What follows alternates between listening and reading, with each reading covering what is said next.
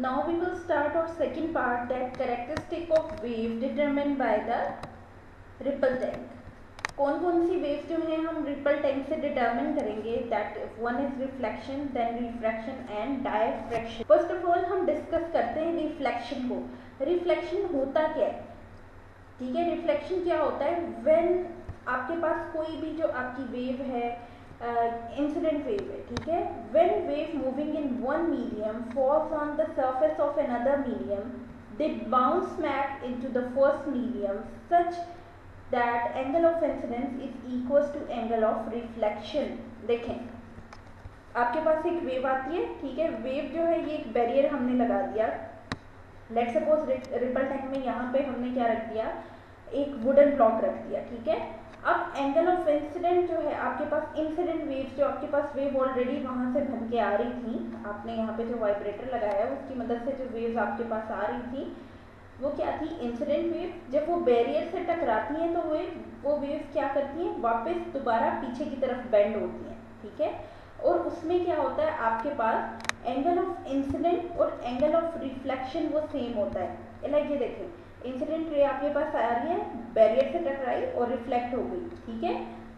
तो ये आपके पास क्या है, reflected wave. This is known as reflection. ये देखिए, इंसिडेंट वेव आई और वहाँ से बैरियर पे जो है टकरा के क्या हो गई, वापस आ गई. तो ये आपके पास क्या है, रिफ्लेक्शन. थर्ड चीज़ क्या है, angle of incident. Incident angle जो आपके पास, जो वेव आ रही है जिस एंगल पे, ठीक है, जिस एंगल पे ये देखिए ये वेव आ रही है, ये इंसिडेंट रे है या इंसिडेंट एंगल बना रही है यहाँ पे.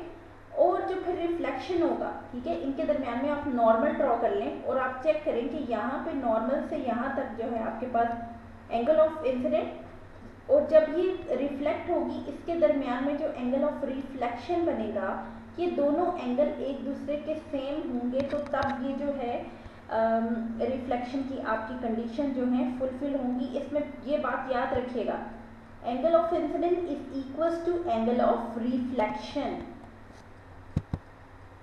अब इसके फीचर्स में आपके पास मेन फीचर यही है कि एंगल ऑफ रिफ्लेक्शन जो है इसमें वो एंगल ऑफ इंसिडेंट की.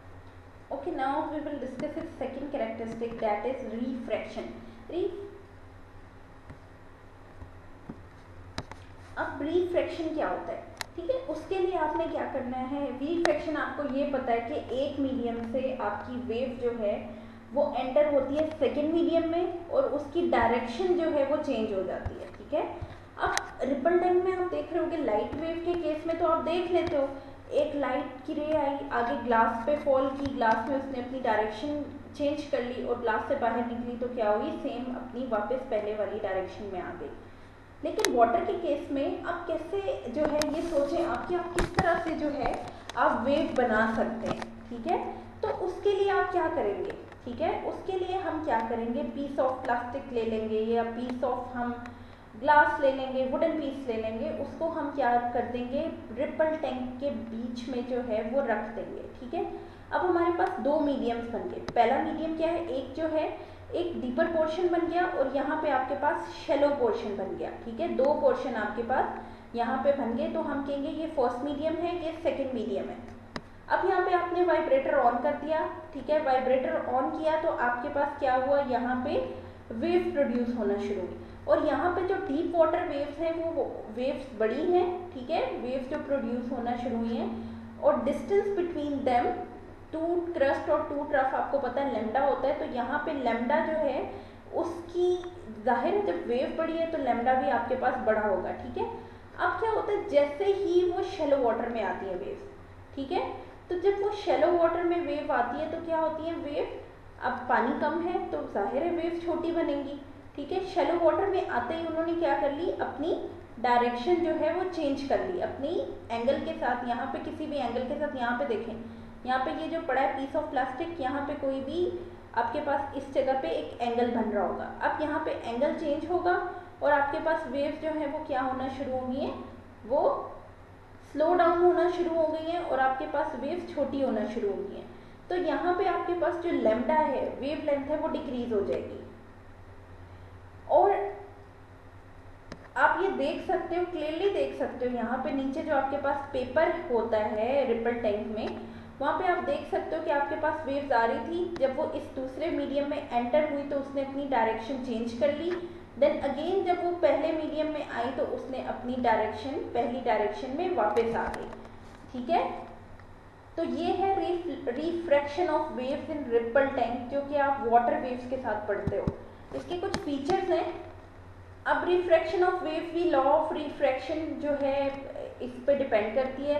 ठीक है, और speed of water wave decrease. अब स्पीड ऑफ वाटर वेव देखें, आपको पहले भी बताया था, जैसे ही वो डीपर पोर्शन में होती है, ठीक है, तो वो उसकी स्पीड ज़्यादा है। जैसे ही वो शैलो पोर्शन में आएगी तो उसकी जो है क्या हो जाएगी, स्पीड जो है वो कम हो जाएगी, स्लो डाउन हो जाएगी।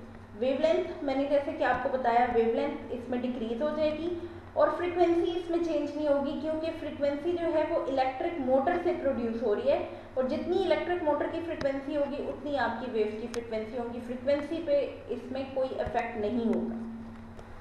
Now we have the diffraction. Last जो कैरेक्टरिस्टिक हम पढ़ने लगे वेव्स का वो डायफ्रैक्शन है।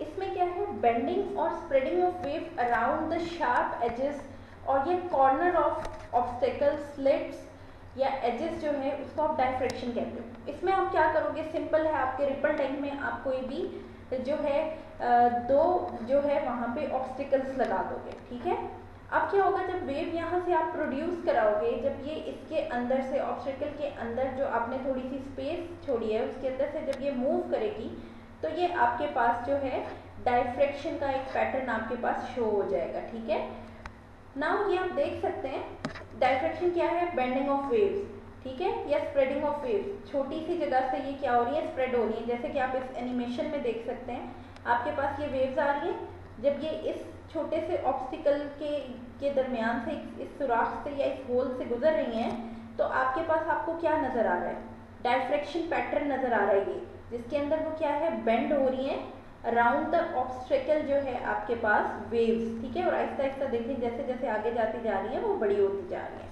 ठीक है, अब फीचर्स इसके क्या है, for clear observation of diffraction the distance between, ये बहुत इंपॉर्टेंट पॉइंट है, द डिस्टेंस बिटवीन स्लिट्स, ये जो दो स्लिट्स के दरमियान डिस्टेंस है ये एक वेवलेंथ के इक्वल होना चाहिए, जो कि इलेक्ट्रिक मोटर की जितनी वेवलेंथ होगी उतना ही जो है आपके पास ये डिस्टेंस होना चाहिए।